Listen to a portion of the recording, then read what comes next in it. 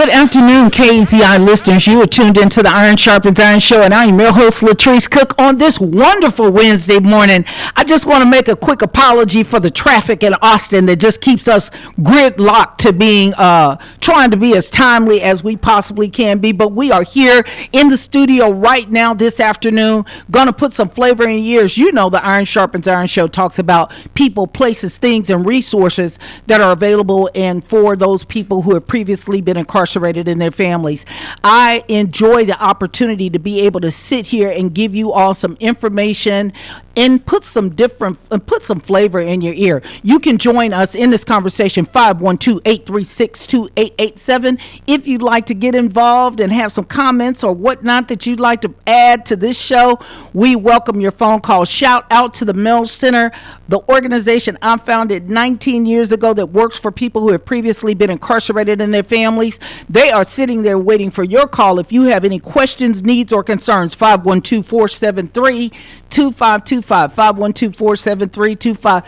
We always have a dynamite show for you. We actually have the police in here today, and I'm just always excited, especially when we have people who are community servants in some capacity in with me to talk about who they are, what they do, and their involvement in the community and how they are attached to this very subject matter of incarceration and those people who have experienced the criminal justice system. So not only are they the police, they are handsome policemen. So we are actually excited to have them here with us this afternoon on the Iron Sharpens Iron Show. And as you know, we will be back with you again on next Wednesday, same time, same place. So stay and keep your listenership going. We need your support. 512-836-2887 is our call-in number.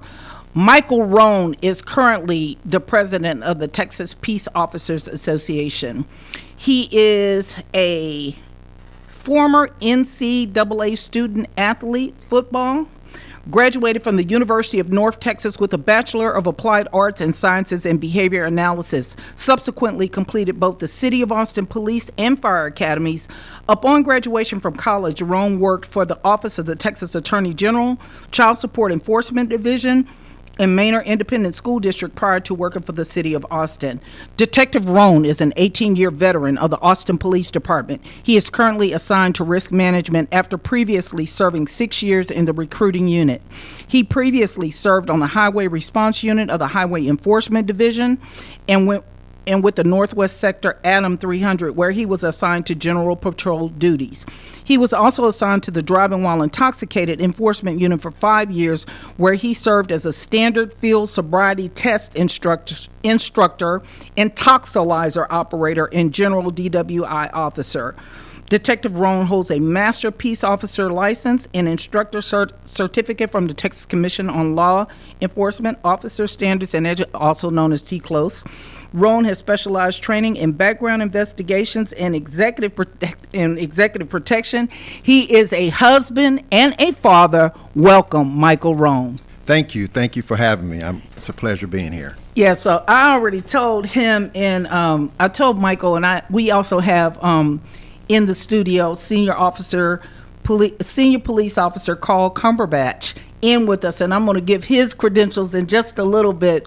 But I told Michael when he was getting confirmed for this interview that I was going to really give him the blues, and he said, no, you're not going to do that. So we're going to go into Michael. I don't know if you want to throw your headphones on or not, but it's so much that I have to say about you all being here. First of all, I want to thank you in advance. We're going to talk definitely about the association and stuff, but before we get into that, I want to talk about something that is really important to me about policing, because of course the people that we serve, their first point of contact in even getting in the system is from what happens on the street. Their arrest, their detaining, that all that comes from persons like yourself. So before we get heavily involved in that, who is Michael Rhone? Well, you basically described it in a nutshell in the bio. I don't think you add any more to it. I'm a father, a husband, man of faith. Are you an Austinite? Austinite, Reagan. Shout out to those Reagan Raiders. Reagan Raiders didn't know I was with the police department. But yes, so spent most of my time here in Austin. Grew up in the 2-3. Nice. People know where that is. But yeah, I'm just glad to be here. But to know that behind every police uniform there is a person. Yes. One of the reasons why I ask who is Michael Rhone is because I think that it's important as we discuss today what you all are here, what the level of the conversation that we will have is that people understand that you do have an allegiance, that there are people who are on the force who are born and bred here. So also understand the people who you could come in contact with. 2-3 means northeast. Yes, there it is. So from whence you hail and understanding some of the dynamics that have happened in our community associated with, many of the shootings that have happened against minorities and some of the injustices that people believe. It's wonderful to know, first of all, that we are going to be talking to a hometown boy, per se, if I can say that. Thank you. And just excited. Carl, just hang on there because I'm going to bring you in this conversation. And if I can add, and when you talked about the 2-3 in areas, so you talking about Blanton Elementary, That's Pierce right. Junior High, Reagan, and so forth. So, yeah. Well, last week or 2 weeks ago, we had on Sharon Cannon, who was with the Office of, I forget, the Community Engagement Liaison. And she talked about her experience of being an officer, first of all, a female officer, and then a black female officer, and talked about the issues, some of the issues that she had encountered, and that all of her experiences hadn't been great, but that she definitely supported policing and had some definite opinions about the whole defund police. I just kind of want to go first with, let's talk a little bit about your career right now with the police department. And I often wonder, especially a black person getting into this space, why the police department? Very good question. And I've been asked that many, many times. I think coming from a sports background, having a team atmosphere, and really the bottom line is really wanted to help people. I think initially I went to the fire department, and thank God I finished with the police department, going on almost 20 years. The police department gives you a great opportunity to see the ins and outs. And so I think from my perspective, being a law enforcement, you can help in so many vast different ways. I mean, I know a lot of highlights on some of the negative stuff, but there's a lot that we do that doesn't get mentioned, and it doesn't have to be put out there, but I think people need to understand or have a conversation with an officer to figure out what more do they do than just patrolling the streets in the city of Boston. We're sitting in the studio this afternoon with Michael Rhone and police officer Carl Cumberbatch. I got that right. I got it right. And we got to run to a real quick break. And when we come back, we'll be with these gentlemen, 512-836-2887. You're tuned into the Iron Sharpens Iron Show. I'm your host, Latrice Cook. Keep it locked to the left. We'll be right back to you.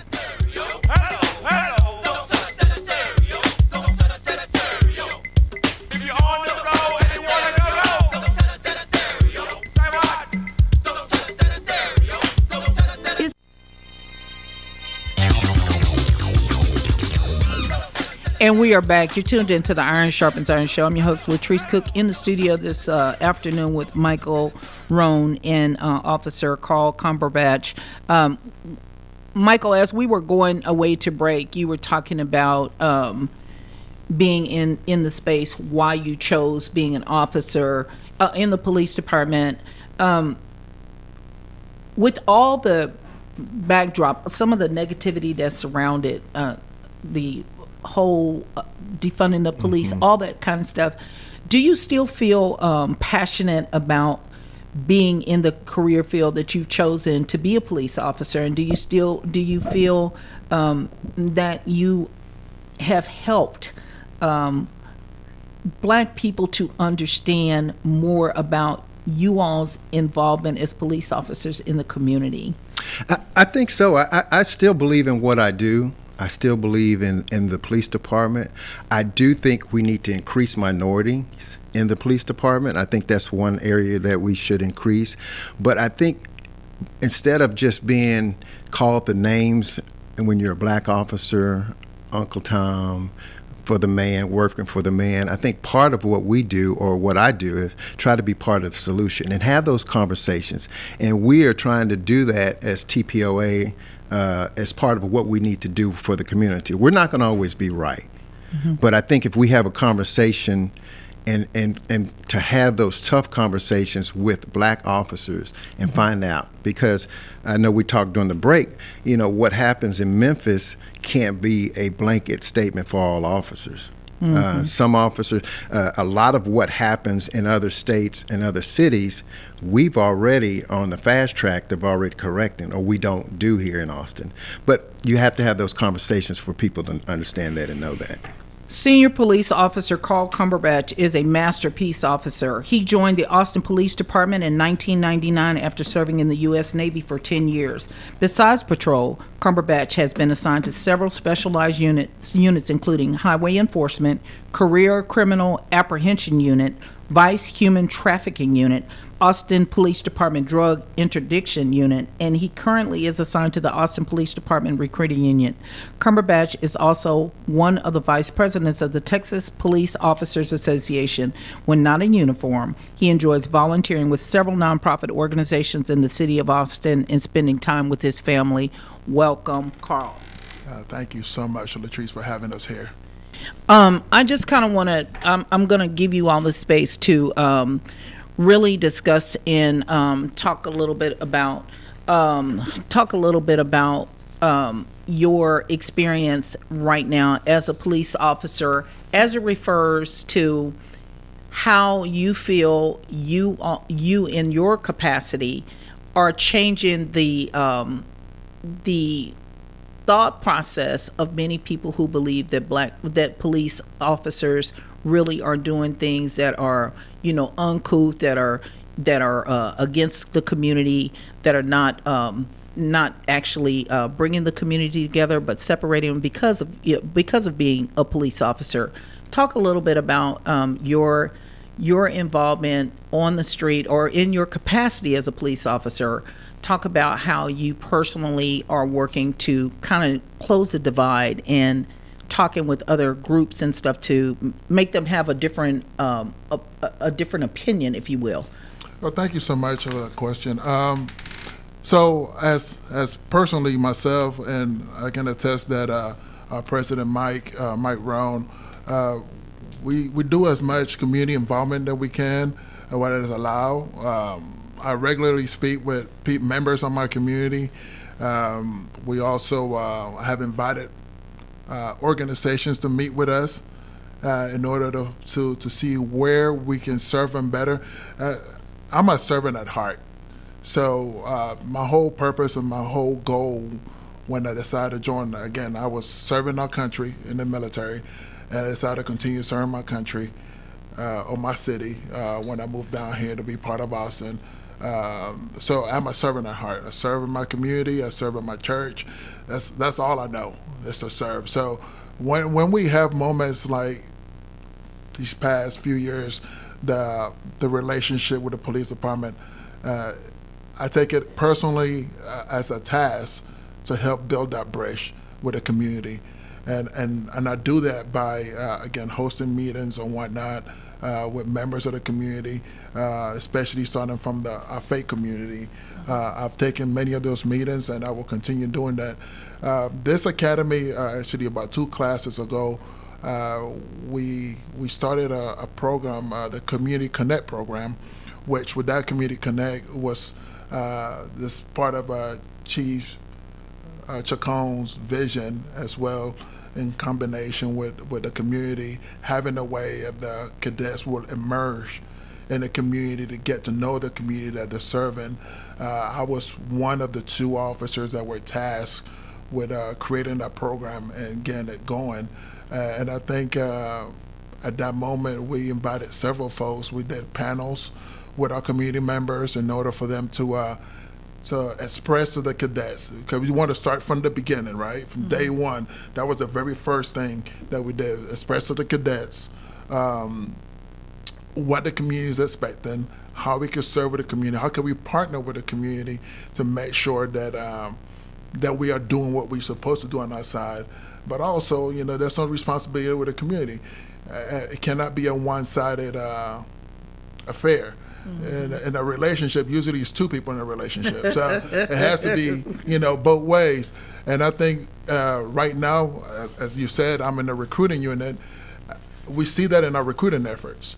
Like right now, as we speak, we have been traveling in several places to make sure that the community that we represent is reflected as well with the people that we are bringing. So we are going to HBCUs. We're traveling to South Texas, North Texas, from El Paso all the way down to Laredo. We're traveling across the country. Austin is very eclectic. It's people from everywhere. So we want to make sure, and that's one of the main things that I joined the recruiting unit for, to make sure that I do my part in bringing people, or recruiting good people to be part of this community, the police officer community, to serve the community that we live in. So, which brings me into a question I have. In a 2020 interview with KVU, Michael, you said, what I would like to see in the future, and I have been pushing this since it was one of the points for TPOA, in my view, is increase the number of black officers in the department, male and female. At the time of the interview, the department had 134 sworn African American officers with 1,932 total sworn employees, for a total of less than 7%. How has the amount of black police officers changed since that interview? Good question. So that it's changed quite a bit. So actually, we have a total of 114 now currently in the Austin Police Department, give or take. But those numbers have dropped. Part of the reason through attrition, we have officers that are, because of, and I can't pinpoint and say the defunding, but the defunding hurt us. It stopped classes. When you stop that spigot, so to speak, and the water's not coming in, and we have officers leaving out, retiring or leaving for whatever reason, so you don't get the numbers in. So when that actually stopped, it really hurt the department as a whole. But we constantly, and that's just one of my main goals as being the president of TPOA, is to increase the number of minorities, however that may be. And Carl mentioned that, going to HBCUs and trying to really talk and have individuals understand that this is a career. It's a career. It's beneficial. You can help within. There's several different units that you can apply to. It's not just being an officer and locking up people. I know, and and the crazy thing is, as we have been, when I was reading you all's bios, is it's so many different divisions, and you never really think about it. Like you talked about DWI, there's a whole thing with, being investigations and just all the different areas that are within policing. And I think that people automatically, when they think about police, everything is very punitive. They're on the streets, they're shooting people, and the real truth of the matter is, I have grown sons, and I still have to tell my 30-plus-year-old sons how to come home safe because of the fear of what happens to non-diverse officers who you may recruit in these efforts or whatever. How do you know, how the thought process of us having the fear of policing, because you automatically think about policing on the street, at the street level only. How do you all, in your recruiting efforts, knowing that we need more blacks, does that really minimize or make it less make it less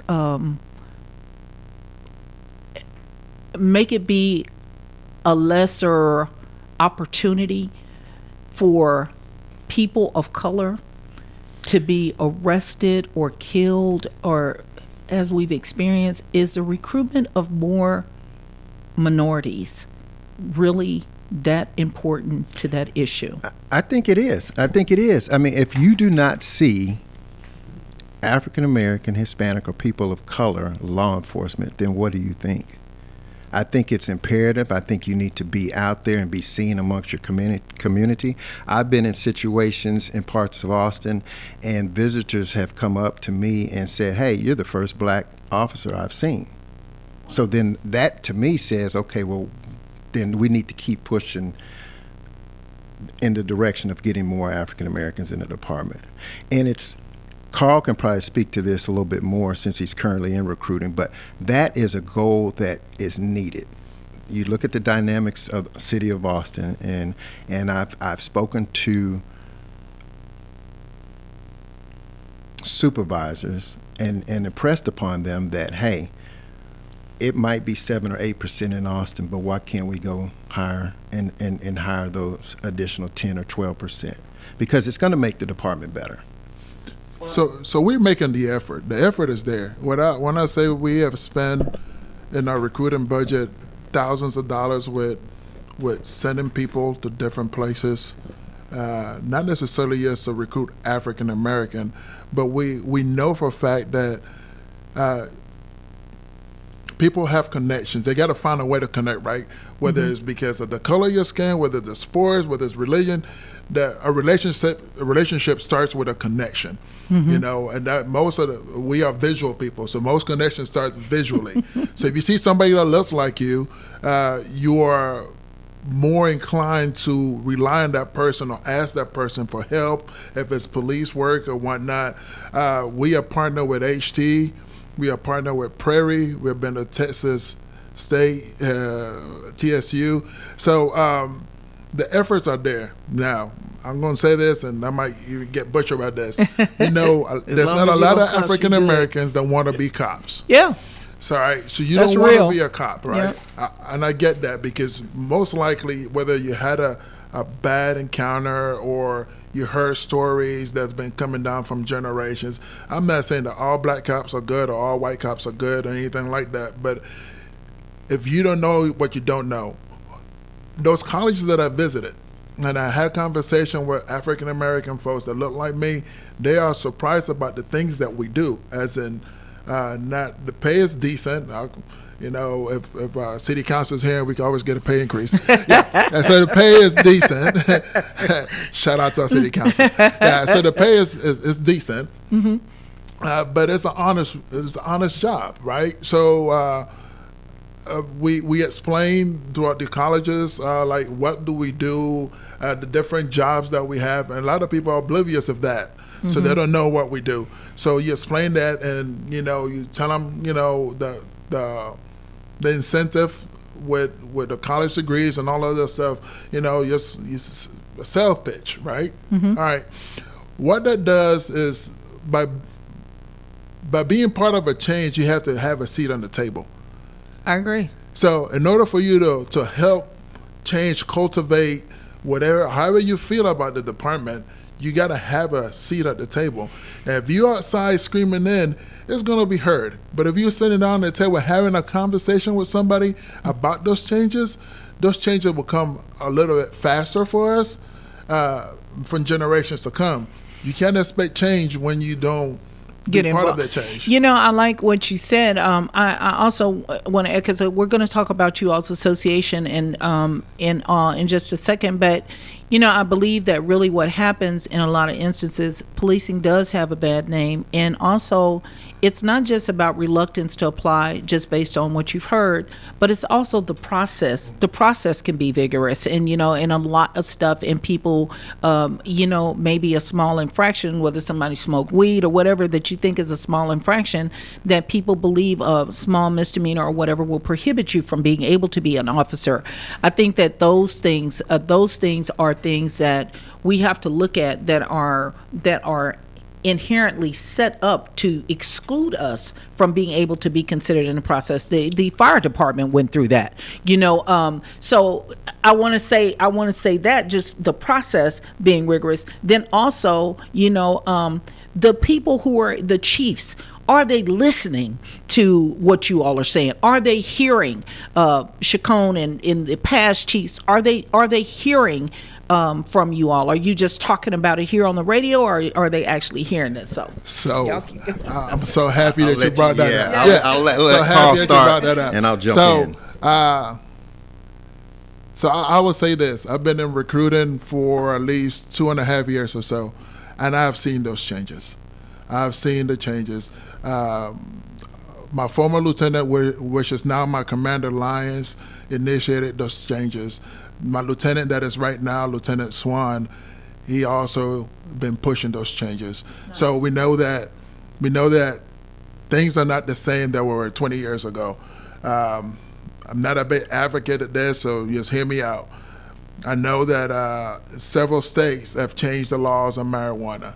Mm-hmm. So we need to evolve, right? Mm-hmm. I'm not saying if you smoke marijuana yesterday, come apply today, because that's not going to happen. Mm-hmm. But we have changed the criteria in some different ways.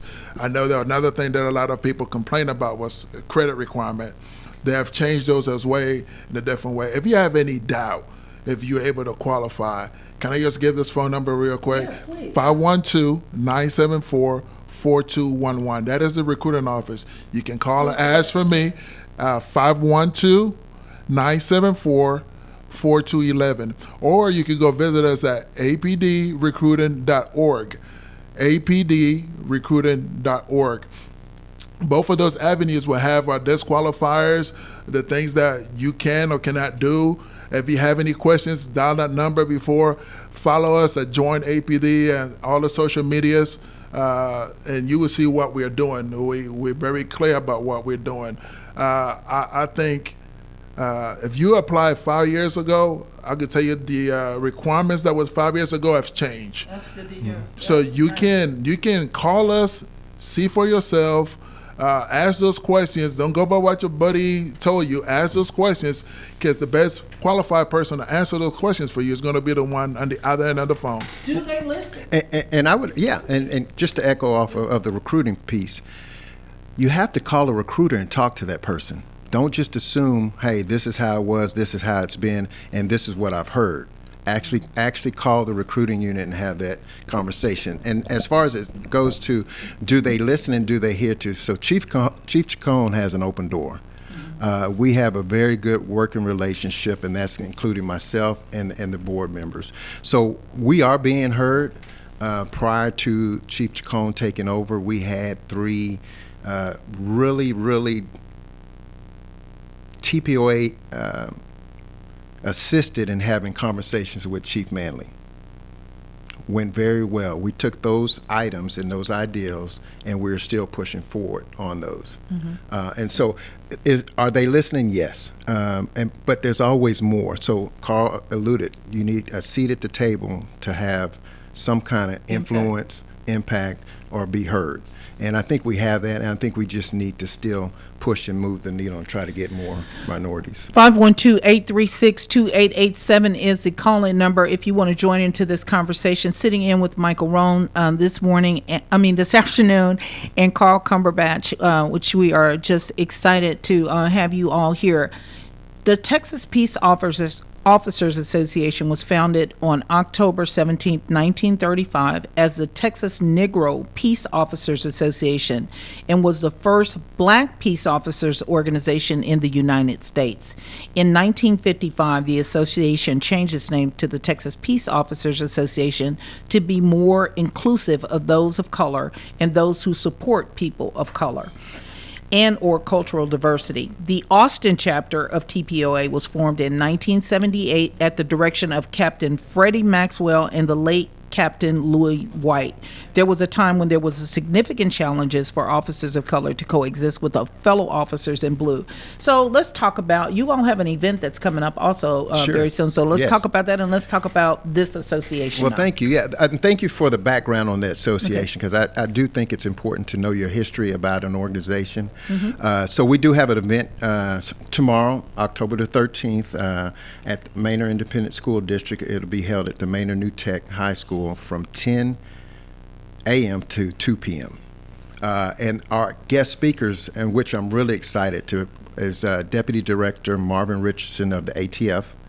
And then we also have Thaddeus Johnson. For those people that don't know what these acronyms are. ATF, Alcohol, Tobacco, and Firearms. Okay, keep going. My apologies. Just assumptions. Yes, he's one of the highest ranking black law enforcement in the country.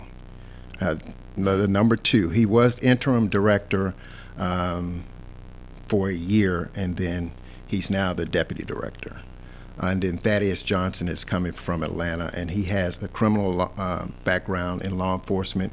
He worked for Memphis PD, and he has some policy that I think it's going to be exciting. We're going to be talking to kids at the Manor New Tech High School in criminal justice. They're also athletes, and we'll have a lot of community members involved in this. And that's tomorrow? Yes, ma'am. It's tomorrow. What time? 10 a.m. to 2 p.m. Manor New Tech High School. If people want information about that, who can they call today, and is there a cost for it? There is no cost. This is part of TPOA being in the community, having those conversations, and part of that that event tomorrow is called the Unity Summit. We're going to have 6 classroom breakout sessions that officers from TPOA and around the country will have conversations with kids and community members. Is your chief involved in this event tomorrow? Is a chief, or is this specifically organization sponsored? No, it's the chief. The chief was invited. He had a prior engagement in Dallas, but he will send somebody from his executive staff. We also have some. The chief of Hutto will be there. Nice. Go ahead. No, go ahead. Chief of Manor ISD. I'm just trying to think off the top of my head. But we will have a well-rounded group of community individuals and individuals that sit in high positions. Yeah, so it is a TPO sponsor event as a Texas Peace Officer, but we are invited those dignitaries, and we also have, should we? Okay. We are sitting back and forth looking at each other because we do have a special guest. And we don't want to announce it as of yet, but Jeff? Oh, yeah. Yes. My apologies. County Commissioner Jeff Trevelyan will be there as well. So I think this event is like one of the many that we are trying to really engage the community in order for us to be more open and available. You know, you can't say that you didn't know. So the KAZI travels a long way. Yeah. I've been listening to KAZI since I moved down here in '99, but Pastor Garrett was hosting the morning show. So, so this is an opportunity again that we're offering the community to come out, get a chance to meet not just APD officers, because we travel, right? So you might be traveling in from Manor, you might be coming through Manor, you might be going through some other place.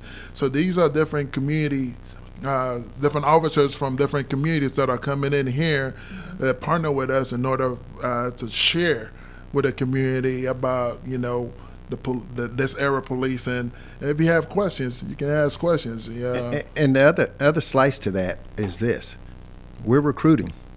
So you can learn about what we do, how we do it. And this is the other thing I would encourage. I think Carl was talking about as the recruiting piece. Ride out and see what we do.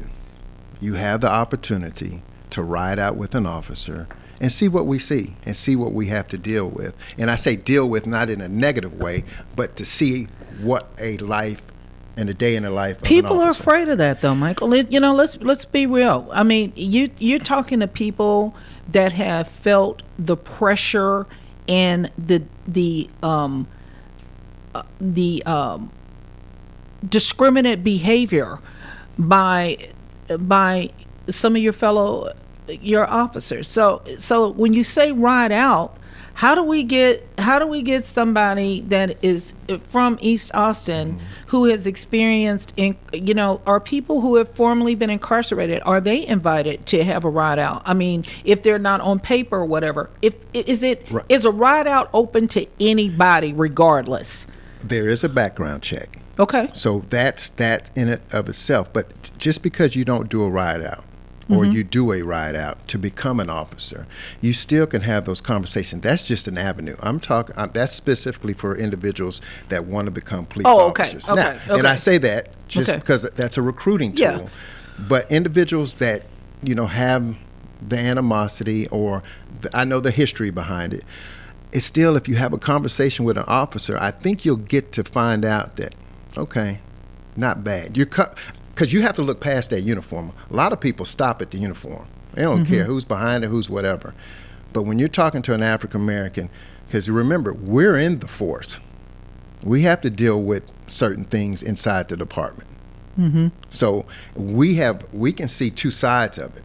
And when I say we, I'm talking about African Americans. So I think it's still crucial, because I'll have a conversation with anybody. I might not change your mind at the end of the day, but at least you will hear me out, I will hear you out, and then we can go our separate ways. But I will let you know and not make you understand, but you will have an understanding of what we do and why we do what we do. Because it's passionate. We wouldn't do this if we didn't like it. So I can tell you the times I turned on my lights to get babies to a hospital. It's a lot of stuff that's not known. People don't know. Yeah. And again, what happens in the media spreads across the country, and all of a sudden, if it happens in Memphis or Minneapolis, it happens in Austin. Yeah. And that's not necessarily the truth. Can I say this? So out of this past few years, the whole police climate, what I've noticed, and one of the changes that we realized, the community as well, we had those that supported us and some that didn't. But the one that supported us realized that we have done more than our fair share as a cop. Like we wear many hats, a social worker, all those different hats that we wear in a 10-hour day. And that could take a lot of load. So by the efforts that the department have done of removing some of those things from us, the mental health calls, now you have 4 different ways. It's not just police, fire, EMS, but you also have somebody from mental health. There's little steps that we have made that have helped us on the street as well, increase the morale and see the changes in that sort of way as well. So I think that what all said and done, we're moving in the right direction, but we also need people to help us, because not just the attrition rate of people leaving, you got people retiring, people moving on to something else. And if you live in this community, you're from Austin, and I'm going to just put this out there, you're from Austin, you're this community, you know this community better than anybody else that's going to come from somewhere else. Why not serve the community that you live in? Be part of this change. Be part of this. We are sitting in this afternoon with the police. I mean, I just love it. They these brothers are so passionate about their work in the community, and so you're tuned into the Iron Sharpens Iron show. We got to go to break real quick, so keep it locked to the left. 512-836-2887 if you want to join in the conversation, and we'll be right back to you.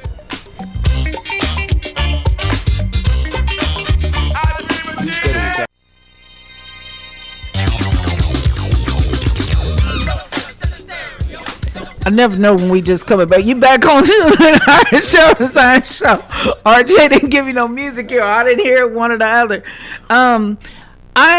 I just want to tell you all, the listening audience, this afternoon, the passion that is coming, that you can feel in the room from these men is unbelievable.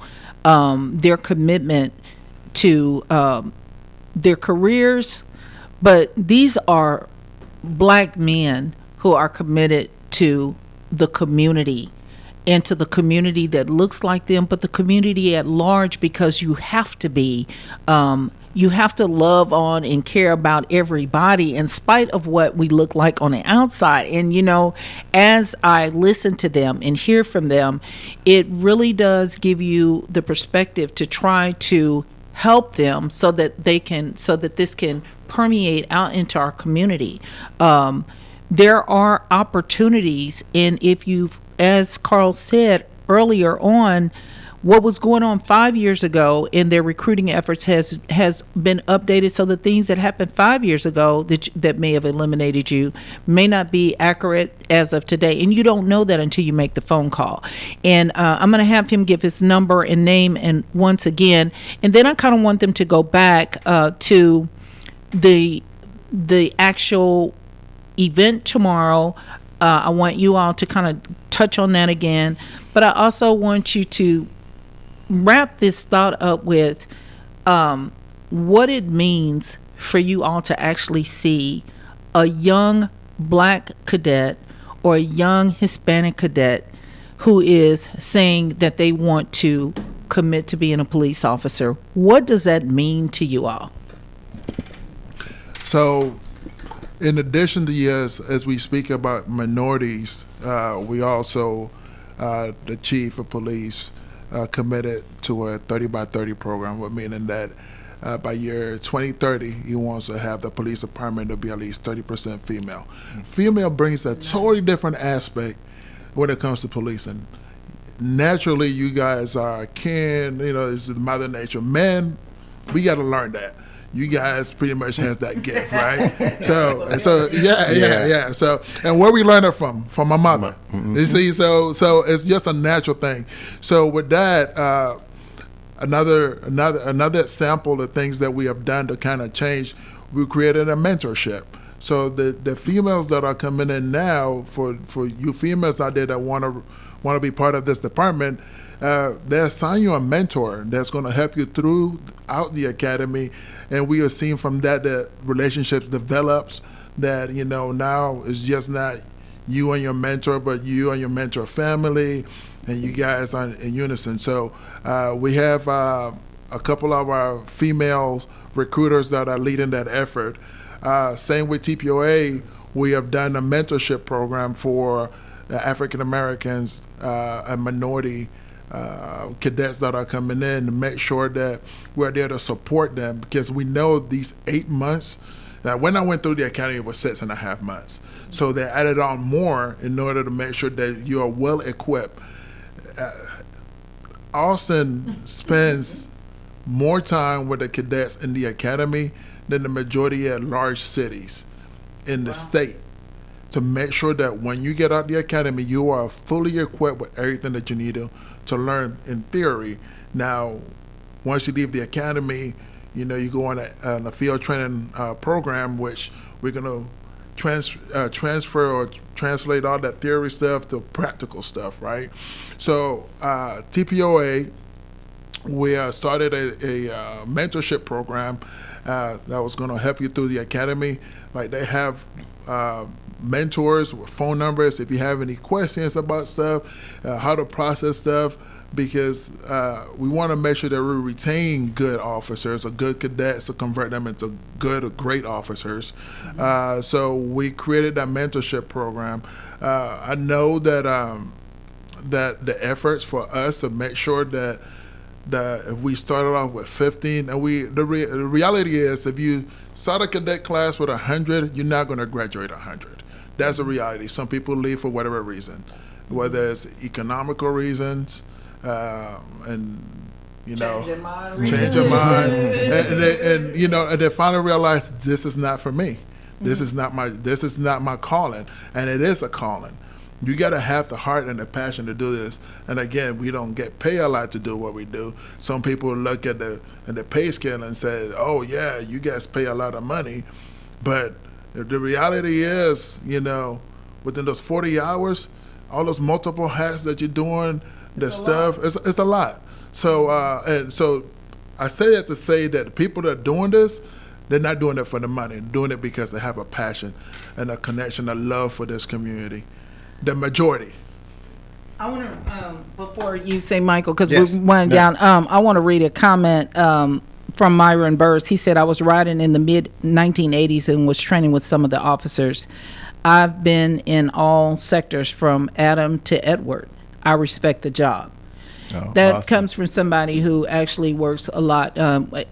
He was the founder for Clean Investment, so he works with substance abuse and people in the criminal justice system. Shout out to Myron Burst and all the rest of you all who are listening and making comments on Facebook. Shout out to Tanya Nixon, Yes. our constable, Yes. who Tanya, we'll is see you tomorrow. faithful and just faithful to law enforcement. You know. One in the house. Yeah. Precinct 1. We're winding down. Final thought. Go ahead.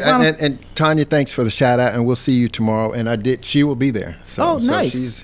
So TPOA, I just want to not finalize this, but TPOA and the KAZI community is welcome. Just to let you know. Wow. Nice. We're having the Regional Diversity Community and Law Enforcement Unity Summit tomorrow at Maynard New Tech High School from 10 a.m. to 2 p.m. With speakers, keynote speaker, Deputy Director Marvin Richardson from the Alcohol, Tobacco, and Firearms on the federal level, and then Dr. Thaddeus Johnson, who is a professor at Georgia Tech University. Mm-hmm. We have a special guest that will be you will be there. But yeah, we're going to have breakout sessions, and we invite the community, and we'll have a really good talk. And I think this is just one of many. Well, you all come out and support this event. I mean, I wish that I would be able to be supporting the event, but I'll be in the air at that time. So I mean, this sounds so exciting. And Carl, I want to say to you, because I assume you're not an Austinite. No, I'm not. Where are you from? So that's a very complex question. You got complicated. You got 1 minute to answer. Okay. So I was born in Panama. I was raised in L.A., West Coast, West Side. Yeah, I was raised in L.A. and so I spent a lot of summers in New York. So it's kind of like a combination. East Coast, West Coast swing thing. I was in the military, so I moved to Texas in '95. I was in Corpus, and moved down here in '99. I've been calling Austin home. So I've been in Texas for a while. I would say my age. I would say that I've been in Texas almost as long as I'm half my age. Hey, I like that. You've been around that.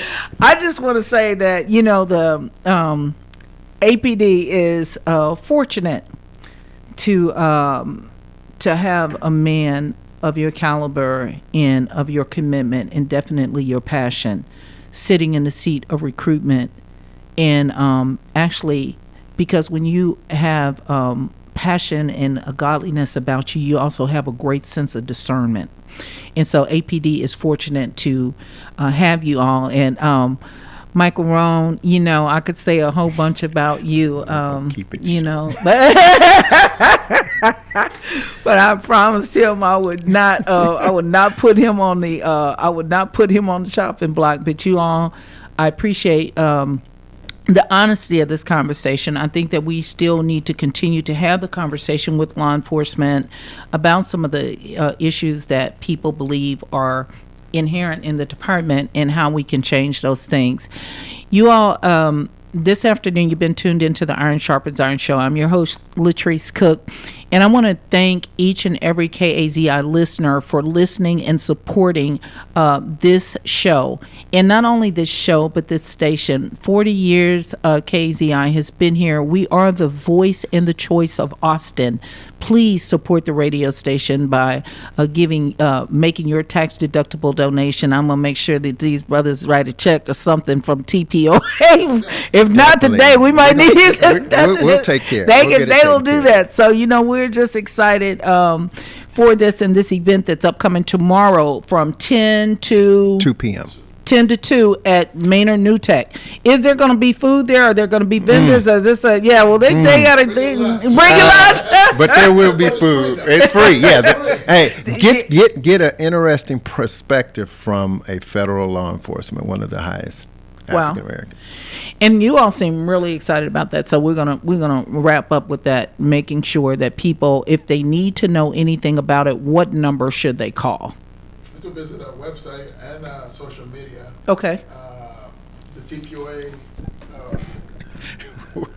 Now you're gonna Yeah, put me on the spot. hey, you know what? It's over with. It doesn't Yeah. matter. We down to the wires. You know, this show we've had our hour, and so I promise you we'll be here next Wednesday at noon to 1 with the Iron Sharpens Iron Show. 512-473-2525 is our number. We'll have information about the event if you want to call our office.